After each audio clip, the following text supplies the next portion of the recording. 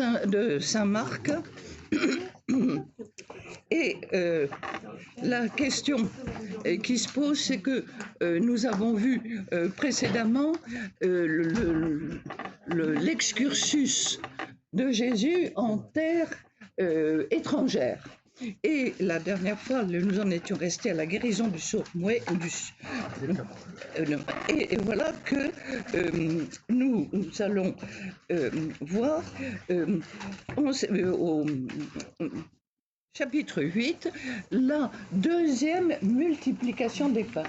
Alors, Marc et Matthieu sont les deux évangélistes qui racontent tous les deux multiplications des pains, une en Israël et une en terre étrangère.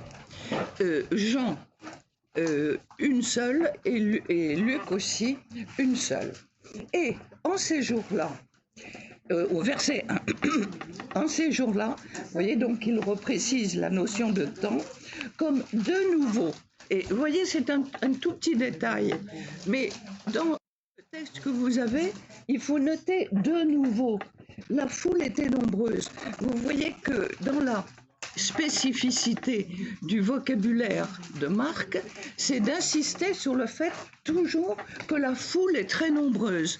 Donc la foule anonyme fait partie des gens qui sont là et qui sont très nombreux. Et qu'ils n'avaient pas de quoi manger, ayant appelé auprès de lui les disciples, il leur dit.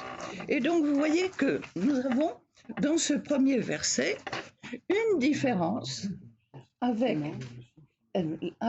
c'est le chapitre 8. Nous avons une différence avec la première multiplication des pains. Vous vous souvenez que dans la première multiplication des pains, ce sont les disciples qui disent à Jésus, mais il est tard, il faut les renvoyer pour qu'ils aillent acheter à manger. Là, c'est Jésus lui-même, vous voyez, qui, voyant qu'il n'avait pas de quoi manger, appelle auprès de lui les disciples et il leur dit.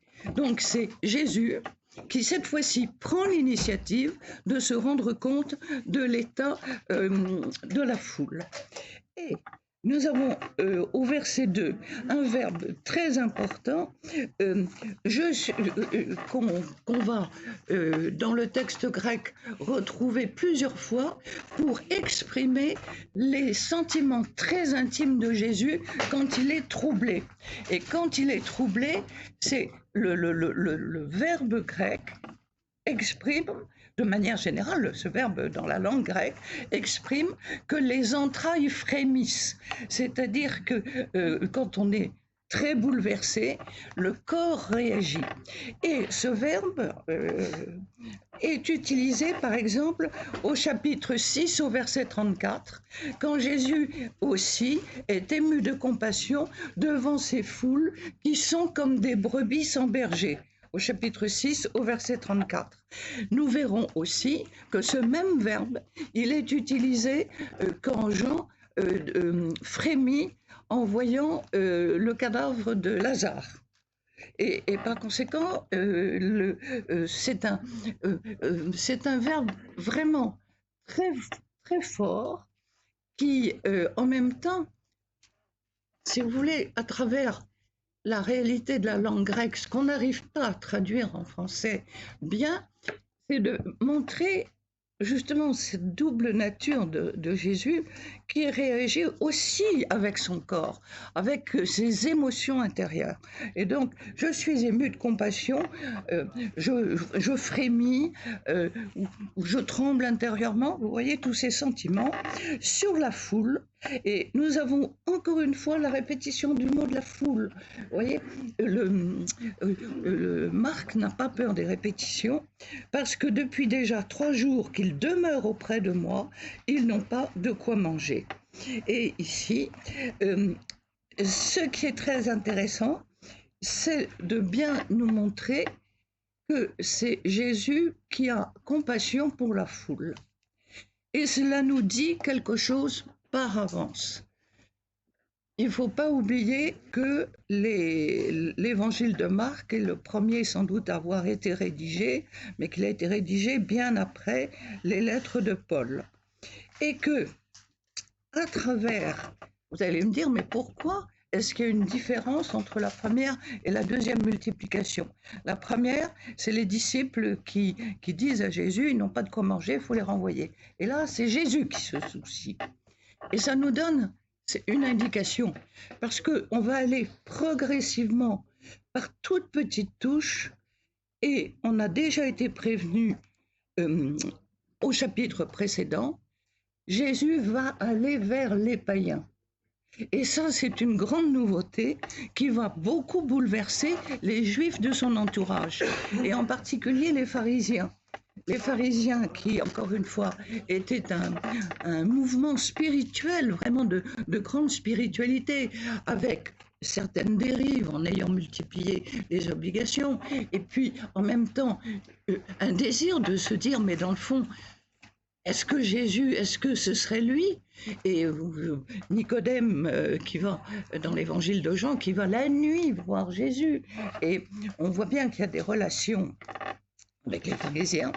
Et Jésus va choquer les gens de son entourage en accueillant et en allant vers les païens. Les païens, encore une fois, il faut bien se rendre compte que la révélation a été donnée à Israël, c'était pour Israël, fallait-il la partager avec les païens? C'est tout l'enjeu, d'ailleurs, des Actes des Apôtres. Donc, oui. Ça veut dire que la première multiplication des pains se passait en Galilée. En Galilée, donc, dans le territoire des Juifs. Oui. Et là, c'était de la Décapole. Absolument. Donc, en territoire païen. Et au verset 3, « Si je les renvoie à jeun dans leur maison, ils défailleront en chemin, et quelques-uns d'entre eux sont venus de loin. » Voilà un détail qui est intéressant. On a vu précédemment, effectivement, que les distances ne sont pas un obstacle et que les gens viennent de loin. La syrophénicienne, je ne sais pas combien de kilomètres elle a fait entre Tyr jusqu'en Galilée. Robert, tu dois bien savoir ça, toi. Une idée?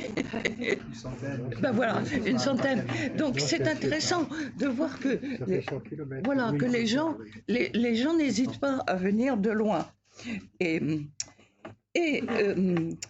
ses disciples lui répondirent, mais d'où quelqu'un pourra-t-il, au verset 4, rassasier ceci de pain dans un désert? Et alors Jésus les questionne, combien avez-vous de pain? Et ils dirent qu'ils ont sept pains avec eux. Et Jésus donne comme directive à la foule de s'allonger par terre, et prenant les 7 pains, il rend grâce, il les rompt et il les donne à ses disciples afin qu'ils les distribuent. Et nous revoyons le rôle absolument capital des disciples qui vont distribuer. Et ce qui est intéressant, c'est que nous avons ici, pour la première fois dans l'évangile de Marc, le verbe eucharistein, qui signifie rendre grâce. Il y a une différence. Dans la première multiplication, c'était le verbe eulogein, qui signifie bénir. Mais là, nous avons ce terme rendre grâce. Eucharistai, le E en grec EU signifie bon, ce qui est bon, et charis, c'est la grâce, donc rendre grâce. Et il y avait aussi des petits poissons. Et alors c'est amusant parce que pour le pain, il rend grâce. Et les petits poissons, il les bénit. Et vous voyez la différence entre les deux. Il les bénit et il dit de distribuer aussi. Et vous voyez, c'est très intéressant parce que nous avons constamment des répétitions. Le fait de distribuer.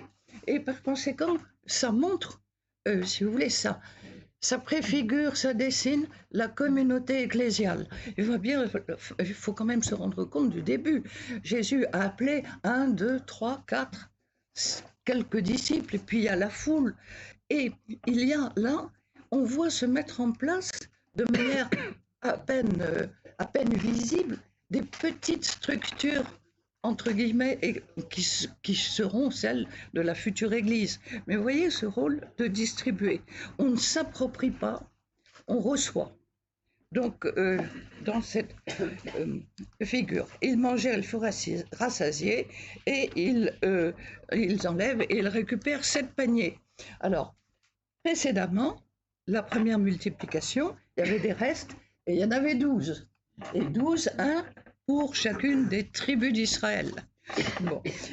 Les 7, on peut évidemment faire le rapport avec la création. Et la création qui est ouverte au monde justement avant même l'élection d'Israël. Et il se trouvait environ 4000 et il les renvoya. Justement, ce qui est intéressant, c'est de faire le lien avec le début du chapitre précédent.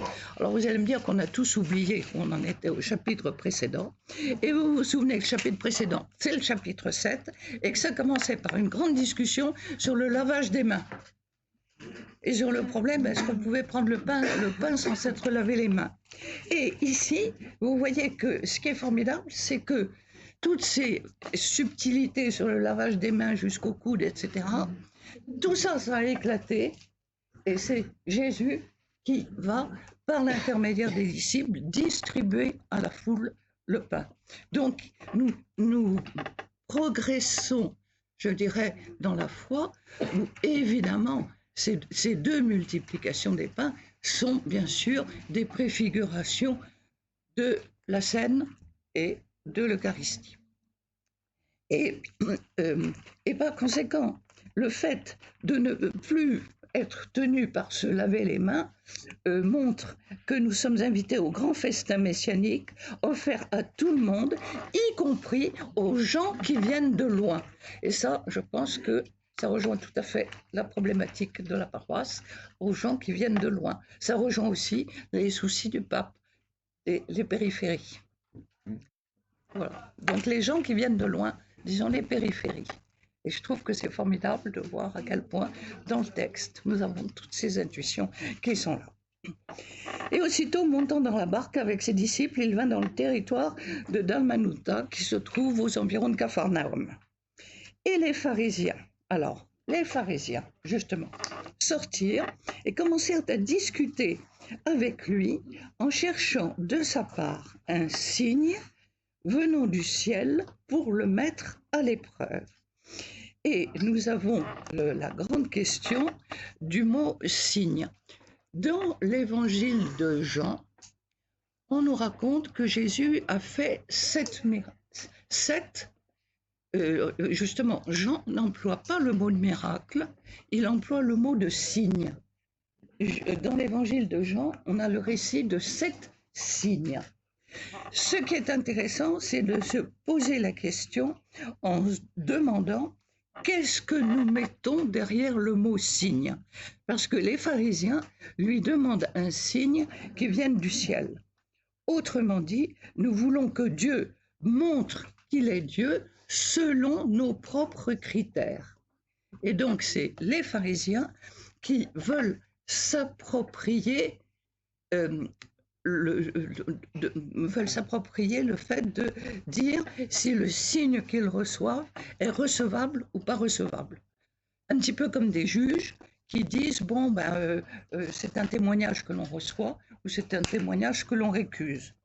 Et par conséquent, toute la question de savoir comment en Jésus on peut reconnaître l'action de Dieu. Et nous reconnaissons comme réel que ce qui est expérimentable est en notre pouvoir. Mais ça nous pose la question à nous tous personnellement, est-ce que nous sommes capables de percevoir des signes? Oui, est-ce que nous sommes capables de reconnaître dans notre vie les moments où Dieu agit? Les étincelles de lumière, qui sont des moments de grâce, où, en relisant notre vie,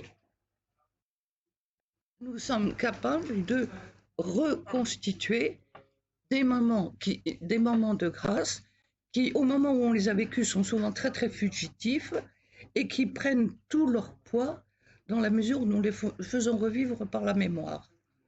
que signifie voyez, un signe venant du ciel pour le mettre à l'épreuve. Est-ce que dans notre vie spirituelle, nous sommes capables d'identifier des signes personnels que Dieu nous donne?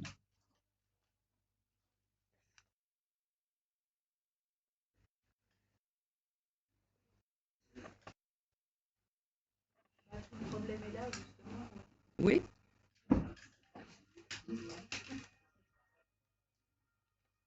Que ces signes ne s'imposent pas à nous de l'extérieur.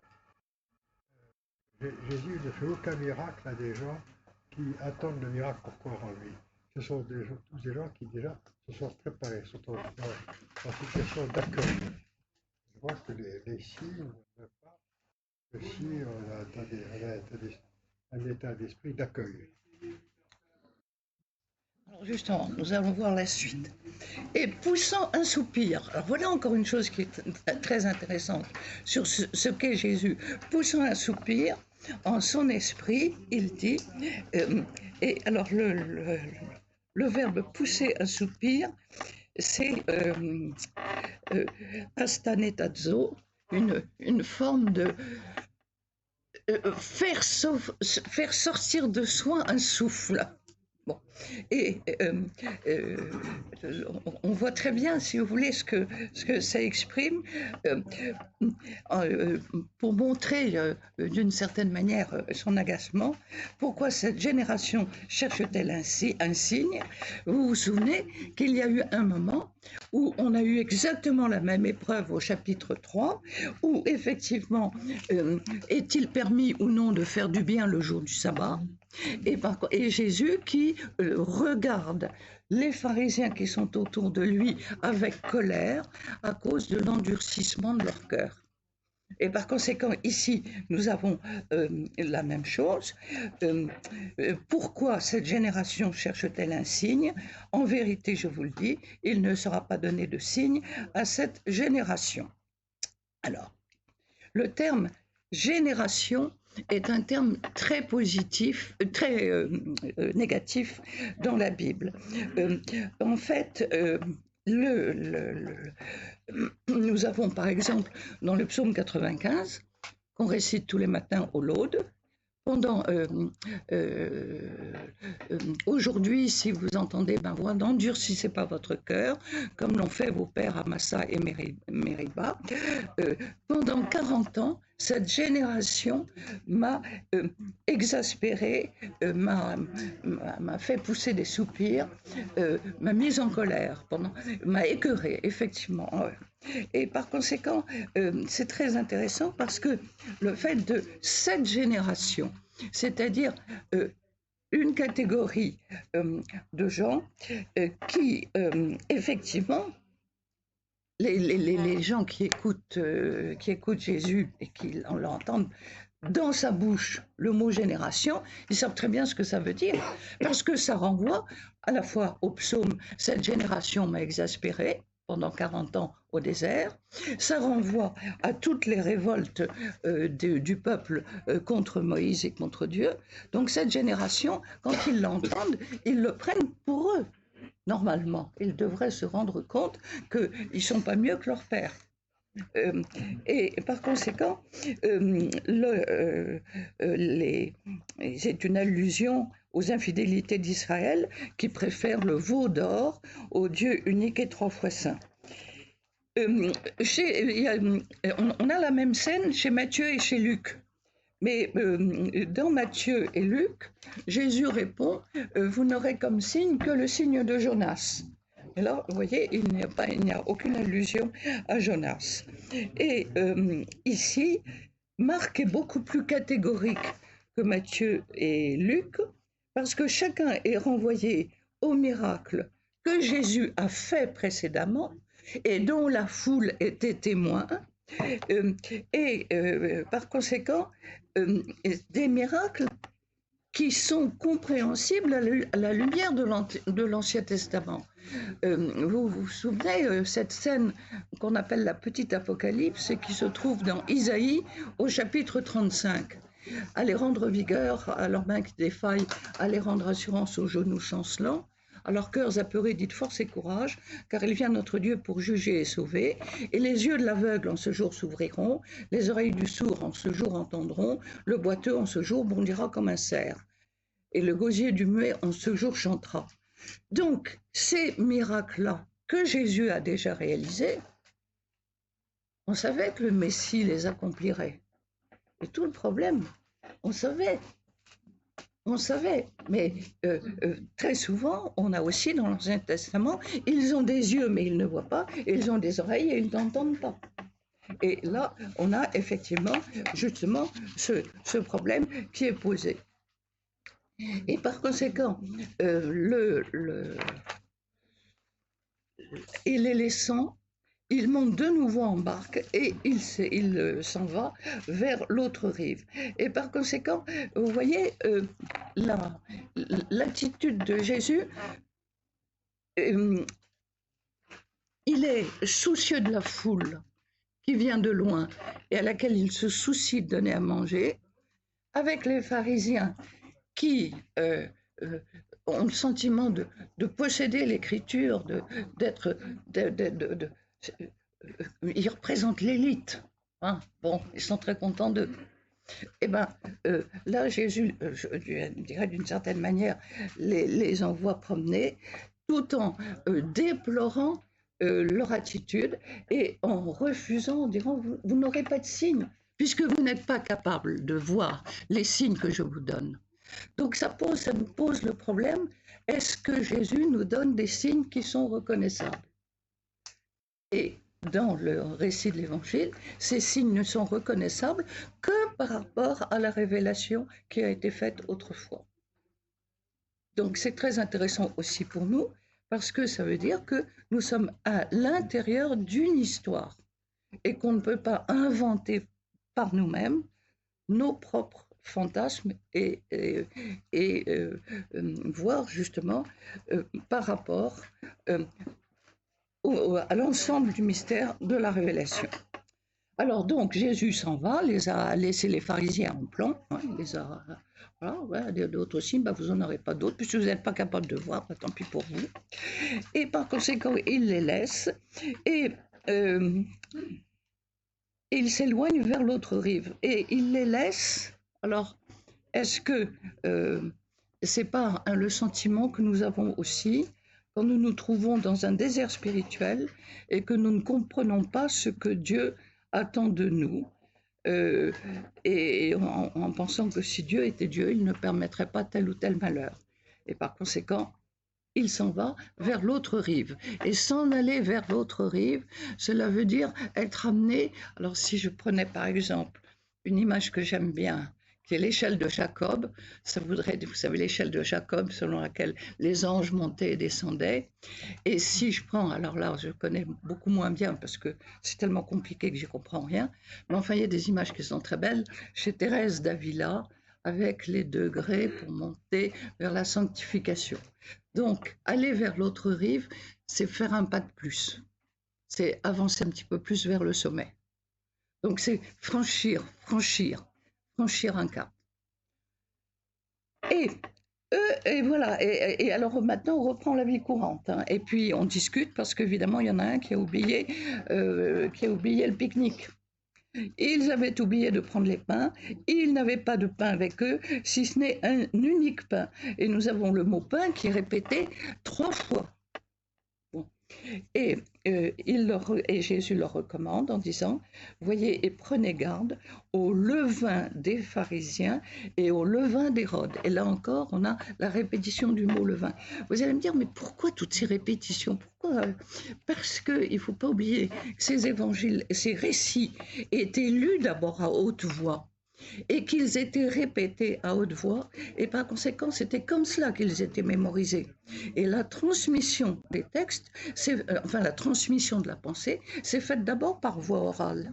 Et par conséquent, aussi, on a les mêmes phénomènes dans les psaumes. Par conséquent, tout ce qui aide la mémoire, toutes ces répétitions sont là pour aider à apprendre par cœur, à se familiariser tellement avec l'écriture qu'on entre facilement dans le texte. Et par conséquent, nous voyons à travers la parole de Jésus et puis la discussion des pharisiens entre eux, qu'il y a un énorme fossé entre les disciples et Jésus. Les disciples s'inquiètent parce qu'ils n'ont pas pris de pain, pendant que Jésus leur dit de se méfier du levain. Et le levain est toujours considéré comme quelque chose d'impur parce que le levain est quelque chose qui fermente. Et par conséquent, dans le langage rabbinique, le levain, ce sont tous les mauvais penchants qui existent en nous. Toutes les tentations, toutes les pulsions, tout ce qu'il y a de mauvais en nous qui fermente, et effectivement, qui fermentant fait une force intérieure. Et par conséquent, ce mot a un sens physique, je dirais presque, oui, véritablement un sens physique, comme un gaz qui dégage une force. Et par conséquent, le fait que Jésus, faites attention de ne pas vous laisser enfermer dans les prescriptions des pharisiens, mais ouvrez les yeux, dans le fond, et essayez de comprendre. Jésus met en garde ses disciples en disant attention aux pharisiens et attention à ceux qui soutiennent le parti d'Hérode. Ceci dit, il faut faire bien attention à ne pas généraliser, parce qu'on parle des pharisiens comme ça, n'empêche que parmi les pharisiens, il va faire des rencontres extraordinaires, et les premiers chrétiens, les premiers qui vont suivre Jésus, le premier qui ira demander le corps de Jésus pour le descendre de la croix, c'est un notable pharisien, c'est Joseph d'Arimathie. Et le fameux Nicodème qui avait été de nuit en secret et qui, dans une discussion avec des pharisiens, dira mais comment on écoute les gens avant de les condamner, bon. Et ce fameux Nicodème, sans doute pris de remords, a commandé 100 livres de myrrhe pour les apporter au moment de l'ensevelissement de Jésus. Par conséquent, vous voyez, il faut qu'on fasse très attention à ne pas généraliser, parce que dans les différents groupes que Jésus rencontre, il y en a avec lesquels il aura des relations, je dirais, vraiment intimes. Il y a les pharisiens, il y a aussi le scribe, il y a aussi un scribe, et il y aura aussi le centurion qui a demandé qu'on vienne guérir son fils. Et ils réfléchissaient les uns avec les autres, et la seule chose qu'ils sont capables de voir, vous savez, c'est comme quand on part en randonnée, quel est l'imbécile qui a oublié d'apporter le pain. Voilà, bon, ça sont des choses assez courantes, et les disciples, c'est ça. Et le sachant, et au verset 17, et nous avons un mot un verbe qui est très important, c'est le verbe de la connaissance. Alors, ça paraît le sachant, etc., mais le terme grec qui est employé, le verbe gignosko qui nous a donné le terme de la gnose. La gnose, c'est la connaissance. Eh bien, le terme connaissance est un terme qui est très lourd de sens parce qu'il signifie aussi connaître de l'intérieur. Donc Jésus comprend qu'ils en sont restés, eux, à discuter tout simplement de la question matérielle. Et du coup, il leur dit, pourquoi réfléchissez-vous? Est-ce que vous n'avez pas de pain? Encore une fois, le mot pain, ça fait la 4e fois. Ne réalisez-vous pas encore? Réaliser au sens de comprendre.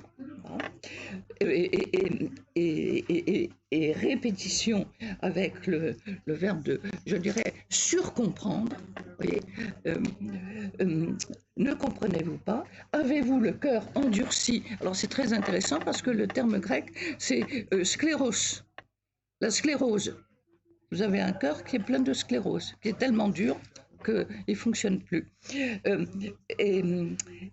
Vous avez des yeux, vous ne regardez pas, vous avez des oreilles et vous n'entendez pas et vous ne vous souvenez pas. Et vous voyez quelque chose qui est très intéressant. Donc vous avez des yeux, vous ne voyez pas, des oreilles, vous n'entendez pas. Ça nous renvoie avec l'Ancien Testament Et aussi avec ce que Jésus a déjà dit plusieurs fois dans les discussions qu'il a eues, que celui qui a des oreilles entende. Alors, et vous ne vous souvenez pas.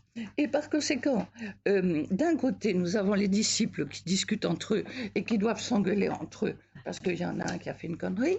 Et, et en fait, de l'autre côté, Jésus pose une série de 6 questions qui s'enchaînent, mais sans laisser le temps de répondre. Il y a réaliser, si on regarde à partir du verset 17, réfléchissez, réaliser et comprendre l'état du cœur endurci. Et par conséquent, nous avons quel est l'état de notre cœur. Et l'état du cœur endurci, évidemment, ça nous renvoie au prophète Ézéchiel, la grande lecture qu'on fait au moment de la veillée pascale. J'enlèverai votre cœur de pierre et je vous donnerai un cœur de chair.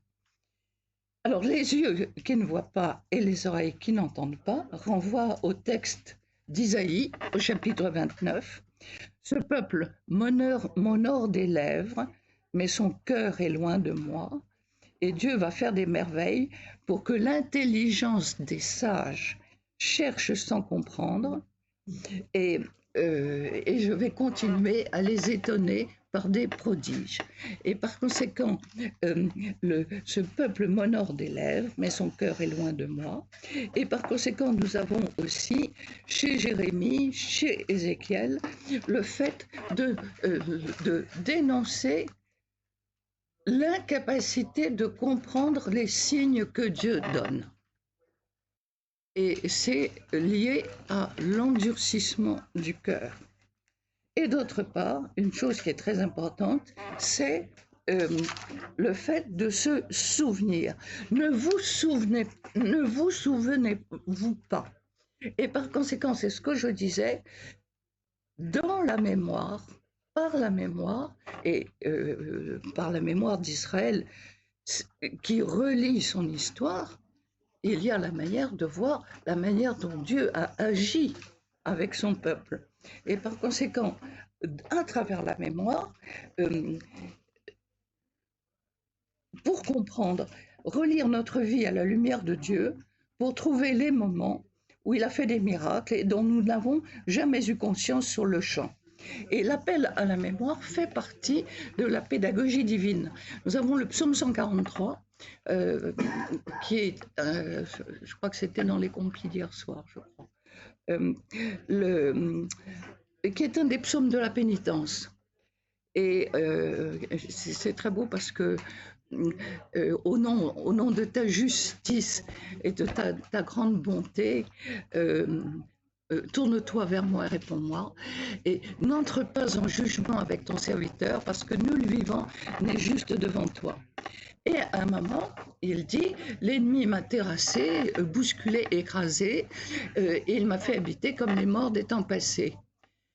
En moi le souffle s'éteint, la désolation habite mon cœur. Et alors le psalmiste dit, je me redis tout ce que tu as fait.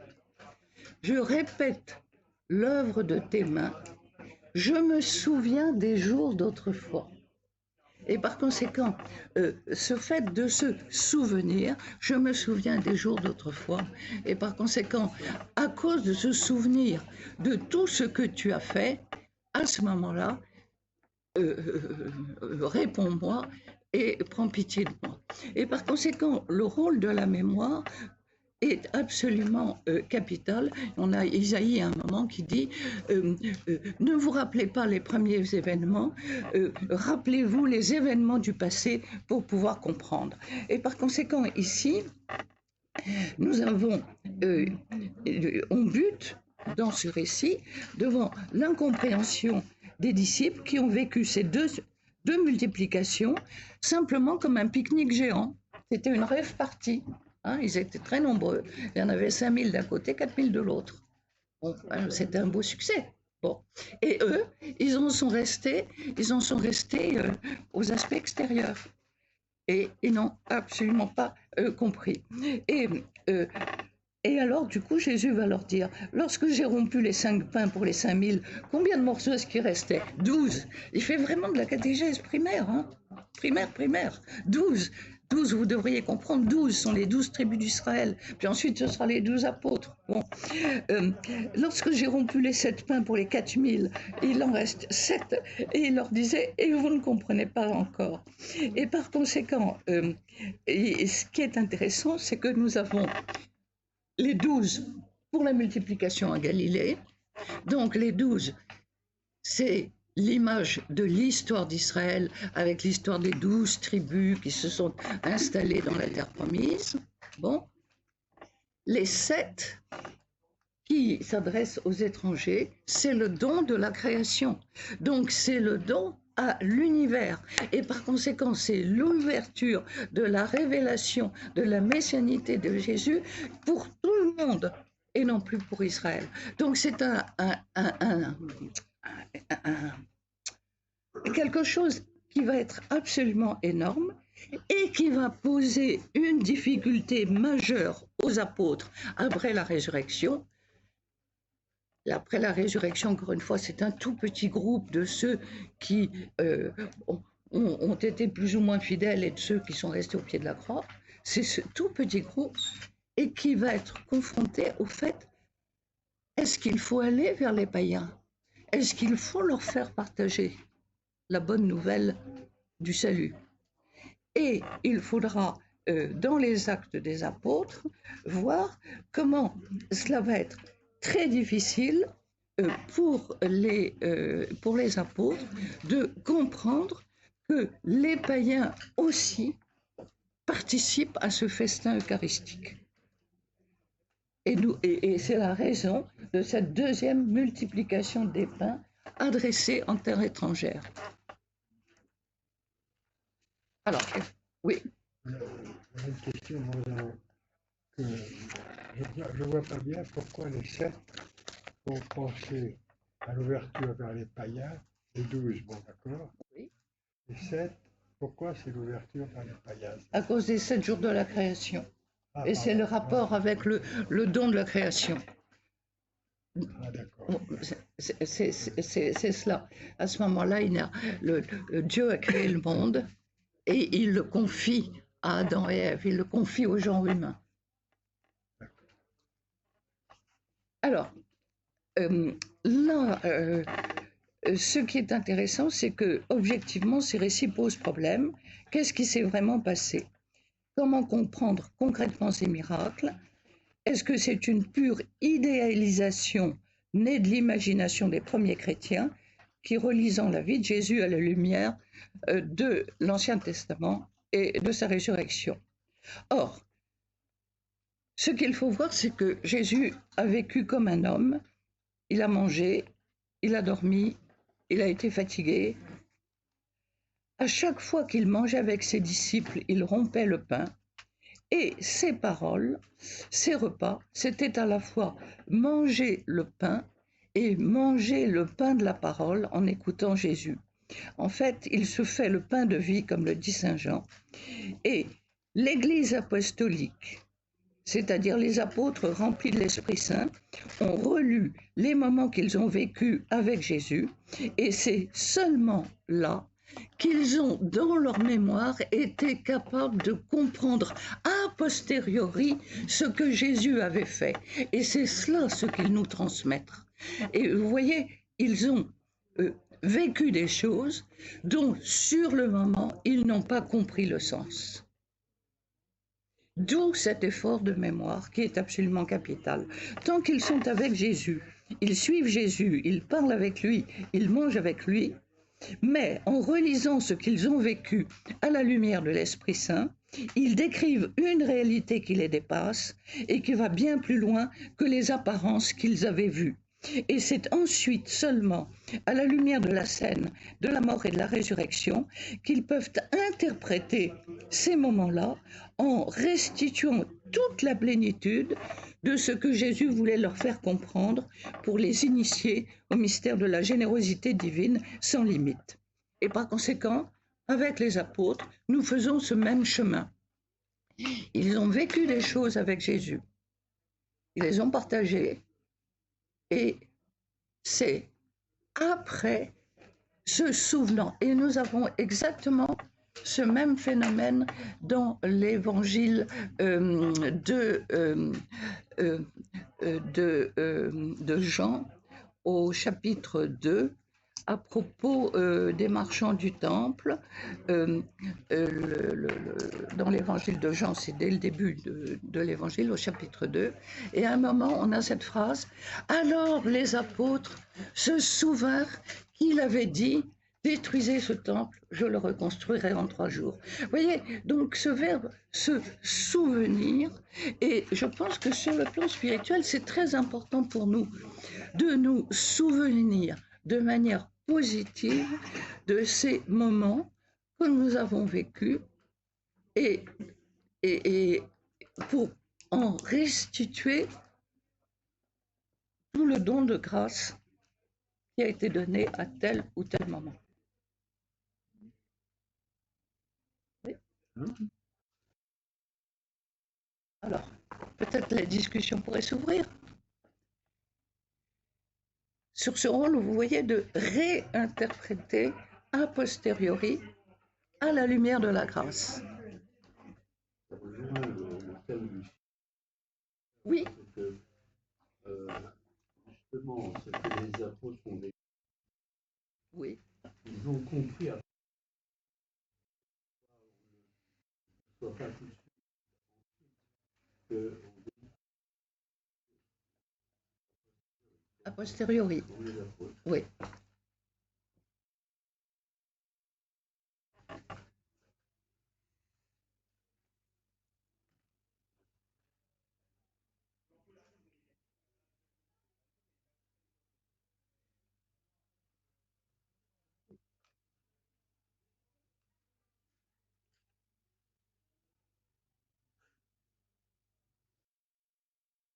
Il y a quand même des grands souvenirs de grands moments, soit de pèlerinage, soit de cérémonie, où c'est après où on se dit que ça a été des moments qui ont eu de l'importance dans notre vie, même si sur le moment, on ne s'en est pas rendu compte. Mais n'y a-t-il pas des signes que l'on perçoit tout de suite? C'est pas parfois on se dit, quand on est confronté à quelque chose de merveilleux, on se dit, n'est-ce pas un signe? Parce qu'on entend une belle musique, on voit un beau paysage, on dit c'est divin. Oui. Enfin, c'est le mot qui vient. D'où vient une telle beauté? Et là, c'est immédiat. C'est pas la mémoire. Non, c'est pas la mémoire. On a un choc.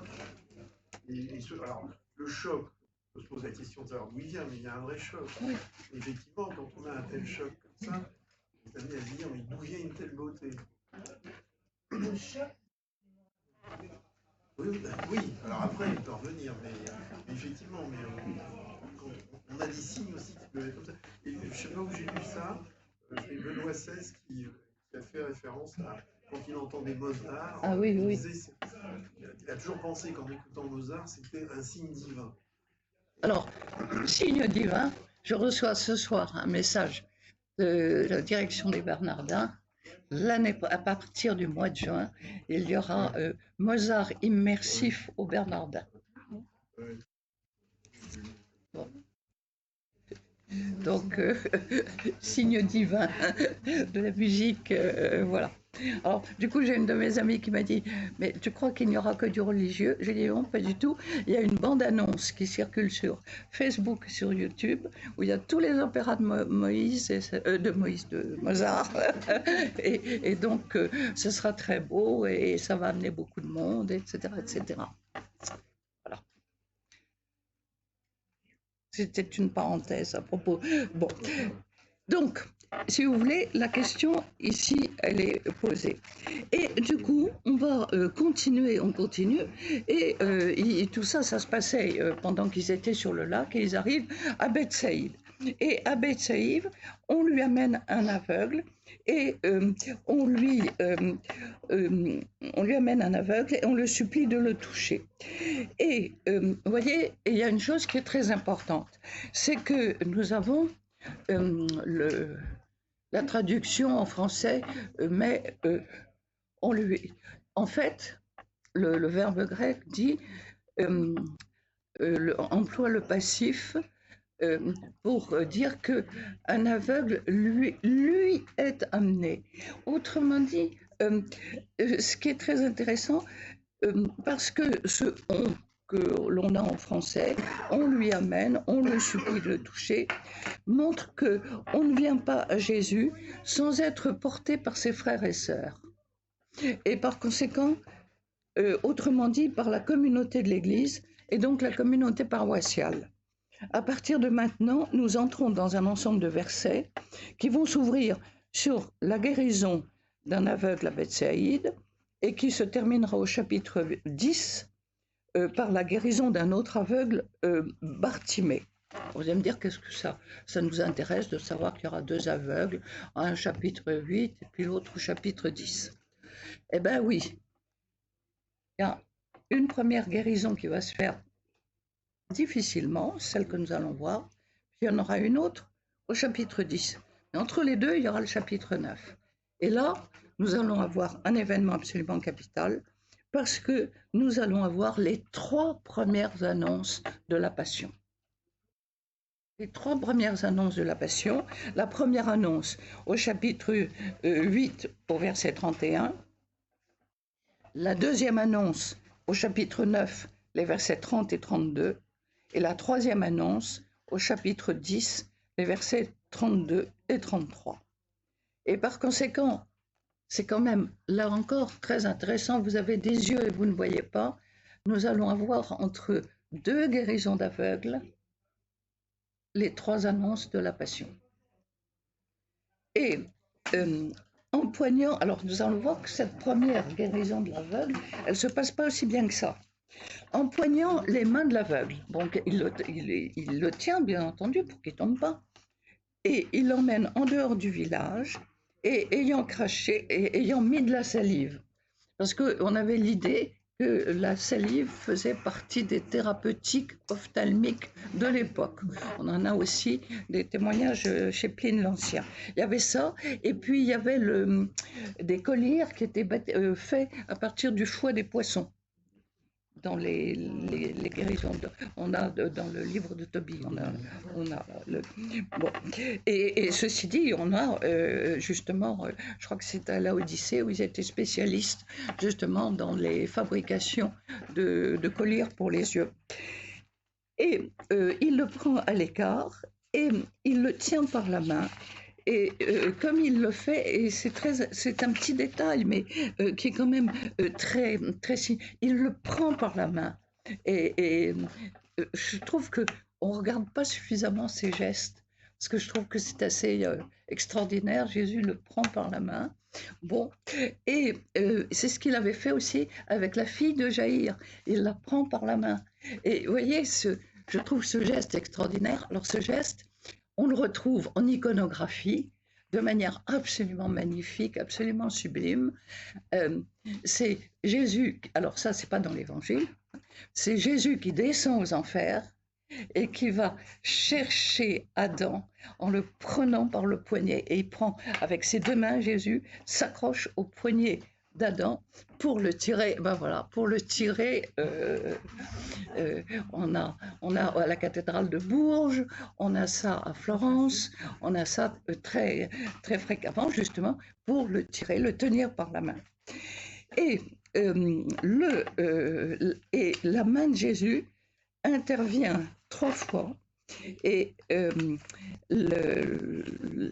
elle agit lentement, et donc en levant le regard, il lui met de la salive sur ses paupières, et il demande à l'aveugle ce qu'il voit. Et l'aveugle répond: je regarde les hommes qui sont comme des arbres qui marcheraient. Je les vois marcher. C'est beau, vous voyez. Où Jésus, et vous avez Adam, que vous avez donc là, vous avez Adam et Ève. Où est-ce que c'est ça, Robert? C'est où? Une fresque de la... Ah ben c'est à Nazareth. Oui, c'est une Ah, voilà. figuration moderne. Et par conséquent, et du coup, il a une la vision n'est pas nette du tout, puisqu'il voit des silhouettes qui ressemblent à des arbres qui marchent. Et du coup, Jésus est obligé de recommencer. Et par conséquent, ensuite, et là encore, vous voyez, le texte grec, il nous donne des détails. Ensuite, de nouveau, vous voyez, il a besoin, il faut qu'il prenne du temps. Et moi, j'aime bien cette image. Ensuite, de nouveau, il faut prendre du temps, parce que nous, on veut que ce soit fait tout de suite. On veut que Jésus réponde tout de suite. Ben non, de nouveau, ensuite, il impose les mains sur ses yeux, et il voyait bien, sa vue lui fut restituée, et il fixait le regard distinctement sur tout.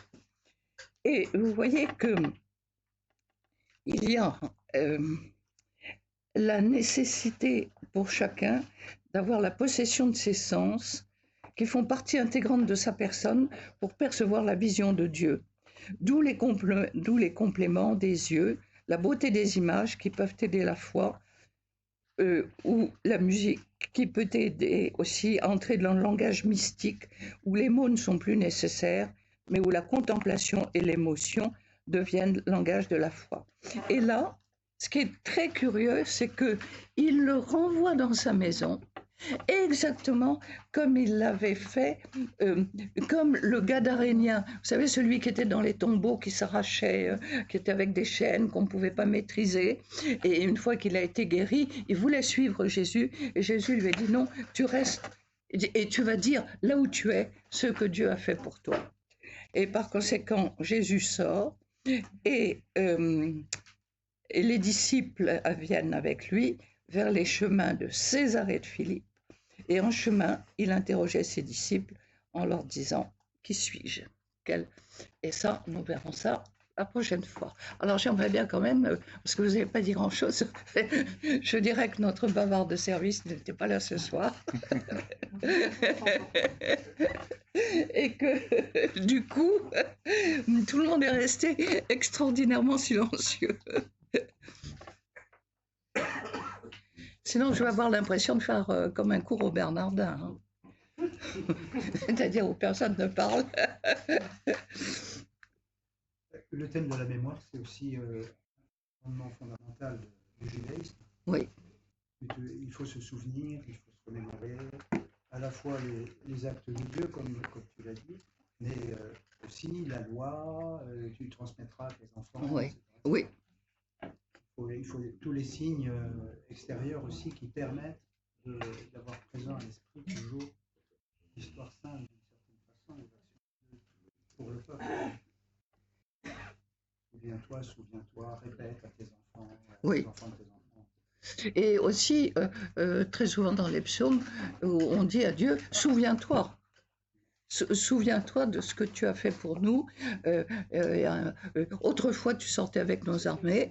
Pourquoi est-ce que tu ne sors plus maintenant? Du coup, nous sommes la risée des gens qui nous entourent. Réveille-toi. Réveille-toi, Seigneur. Et nous avons justement l'importance de la relecture de notre vie. Alors là, j'ai quelque chose, je trouve, sur lequel on n'a pas insisté. On nous a, enfin, pour ma part, on m'a bassiné avec les histoires d'examen de conscience, bon, où il s'agissait toujours de chercher désespérément ses péchés, bon, et on n'a jamais mis en valeur le fait de l'effort qui consiste à relire sa vie à la lumière de ce que Dieu a fait pour nous. Quelle est la bénédiction de Dieu au sein de ma vie? Retrouver les moments de grâce. Retrouver les moments de grâce, oui, c'est ça. Faire revivre les moments de grâce. Et je pense que les deux ne sont pas incompatibles. Un peu la spiritualité jésuite.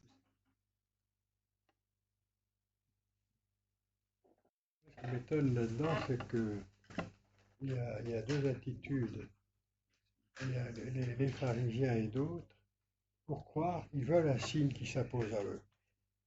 Ils veulent un signe. Si tu es Dieu, montre-le. Au moment de la crucifixion, c'est Oui, pas ça oui, aussi. oui, oui, aussi, oui. Alors Si. que là, ce qui nous est dit, bon, nous sommes en attente. Sommes-nous en attente? Sommes-nous en position d'accueil? Et c'est seulement comme ça que nous découvrirons les signes. Et comme vous dites, est-ce qu'on s'est relire notre vie? Je crois que c'est ça. Nous nous ont fourni des signes. Est-ce qu'on a su les voir? Voilà, c'est ça, oui, effectivement. Au sein des différentes communautés paroissiales que nous avons connues, au sein de l'Église. Parce que il y a aussi toute une mémoire au sein de l'Église. Et il n'y a que comme cela aussi que l'on peut relire aussi l'histoire de l'Église, avec ses failles et ses saints. Devant ça. Je comprends pas très bien ce que.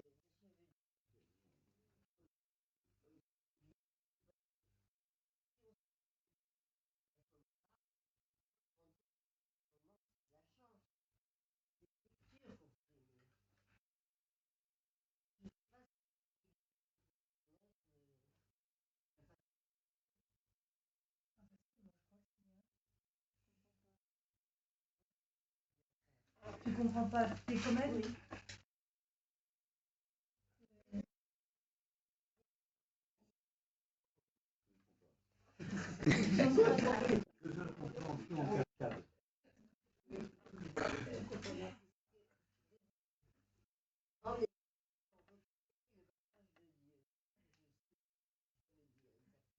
Non, mais ce que je veux dire, c'est que quand on regarde l'histoire de l'Église, on est confronté à l'histoire humaine, bon, avec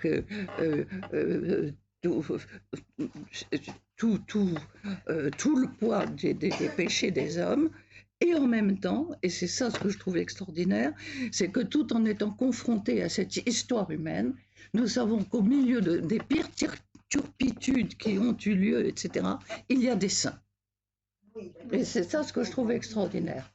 C'est que dans l'histoire de l'Église, il y a l'histoire telle qu'elle est, avec les gens tels qu'ils sont, et où toutes les époques ont connu leurs drames, plus ou moins aigus, à des périodes plus ou moins aiguës, et qu'au milieu de tout cela, il y a des saints, il y a ceux qui sont canonisés, puis il y a tous les saints invisibles qui font vivre l'Église et qui font qu'elle est encore présente aujourd'hui.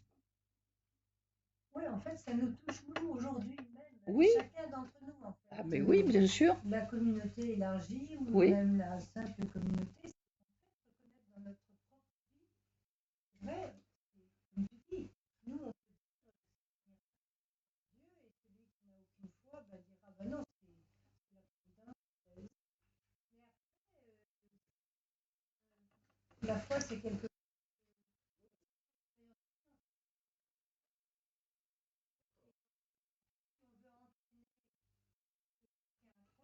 C'est vrai qu'il faut communiquer des expériences de Oui, c'est nous. Oui, enfin. Si. Ah bah oui, c'est nous, hein.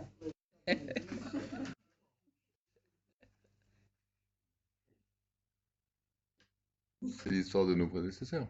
Oui. Dont nous sommes les héritiers. Oui. Mais d'ailleurs, Les les acteurs. justement, ils ont affirmé que ce qui est arrivé,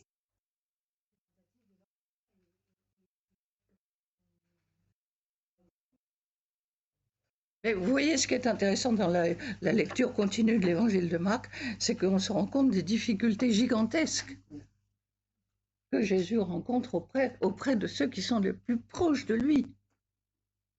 Oui, ça revient tout le temps. Et que finalement, le contact vient avec des gens de l'extérieur, avec des gens qui sont avec l'aveugle, avec le paralysé, avec des non-juifs, avec des gens, oui.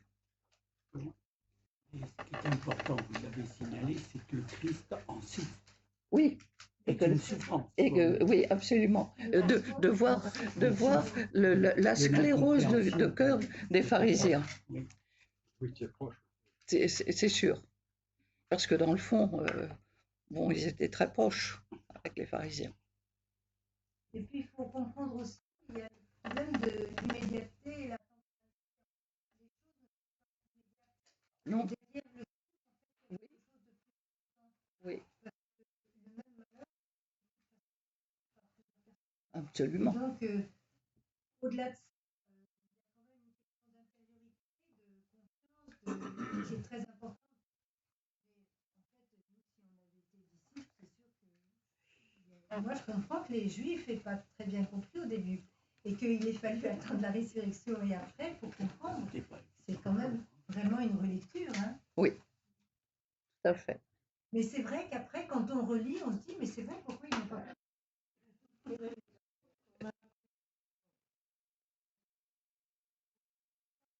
Non. Oui, oui, oui, oui.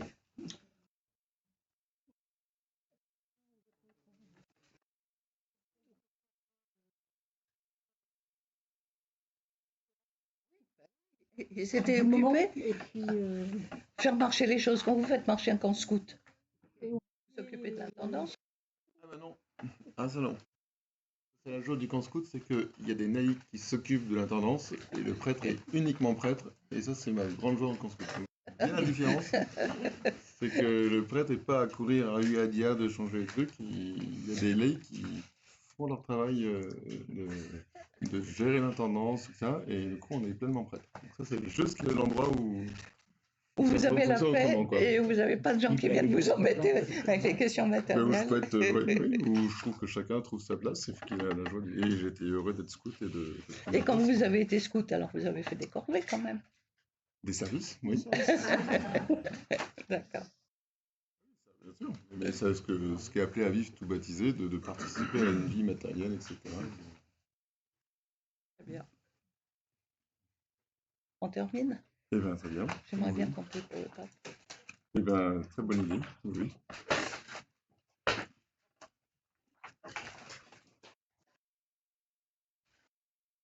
Effectivement, on peut rendre grâce pour tout ça, puis prier pour le pape, pour l'Église et pour le pape en particulier qui, voilà, on le sait tous, qui vit des moments difficiles. Je vous salue Marie, pleine de grâce. Le Seigneur est avec vous. Vous êtes bénie entre toutes les femmes, et Jésus, le fruit de vos entrailles, est béni. Sainte Marie, Mère de Dieu, priez pour nous pauvres pécheurs, maintenant et à l'heure de notre mort. Amen. Eh bien, Dieu Tout-Puissant continue de conduire notre Église, de nous aider à voir les signes et à les discerner. Le Seigneur soit avec vous. Et avec votre esprit. Que Dieu Tout-Puissant vous bénisse, le Père, et le Fils et le Saint-Esprit. Amen.